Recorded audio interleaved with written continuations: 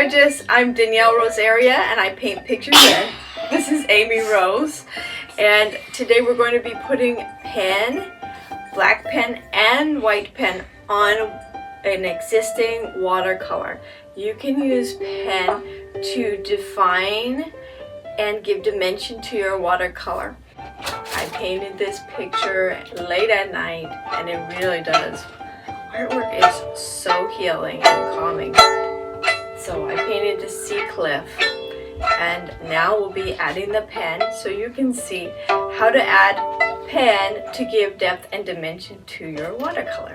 Let's go.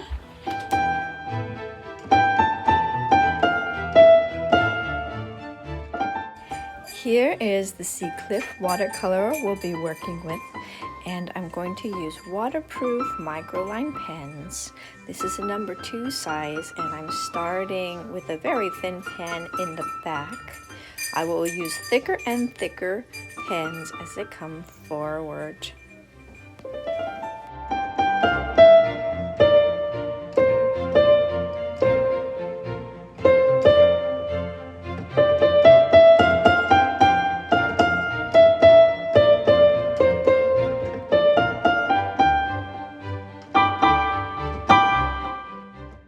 I'm using very sketchy strokes to define the shadows and outline the shapes.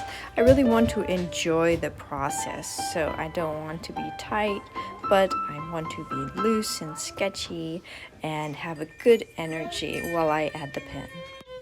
I've been watching a wonderful travel channel on YouTube. It's called Ruth Aisling. Actually, Ruth is the creator and she's wonderful. She is really adventurous and really cheerful and goes to amazing places. She's just so brave and it's so much fun. And on one of her recent videos, I watched a video about St. Kilde, which is a remote archipelago in Scotland, and I looked for a photo that would look like St. Kilde, and this looks just like the sea cliffs on that video, except for the lighthouse. But I left the lighthouse because I think it makes a nice focal point in this picture.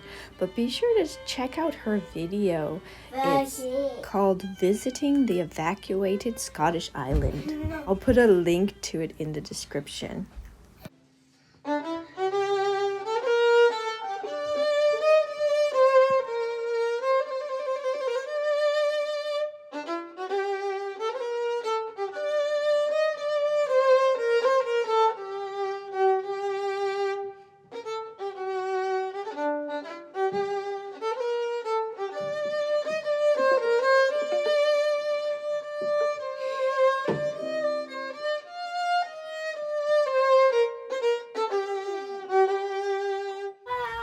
St. Kilde, which is definitely the inspiration for this picture, is a UNESCO World Heritage Site in 2 respects. It has had humans living on it for thousands of years, and it's also a sanctuary for seabirds. The people that lived there actually we would harvest the seabirds in great numbers and store them in these little structures made of stone. They're called cleats, and they dot the hills all over the island. But you could see large colonies of gannets, seabirds, and puffins come and migrate to the island. It's really a neat place, very, very cool place.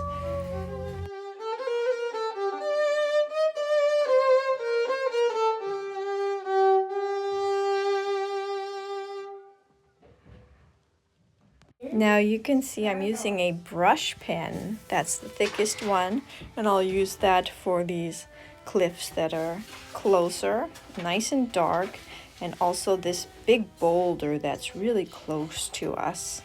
And I'll shade it and make some textures. The rock looks like it has a lot of bumps and crevices and also some lichen growing on it perhaps. So I want to make it look more distinct so that it looks closer, because when you're closer, of course, you can see more details. And then farther away, I left the shadows lighter and with a little blue in them. There's a lot of ways to use color and line to make things look far away and close up. And so that's what I'm working on in this picture.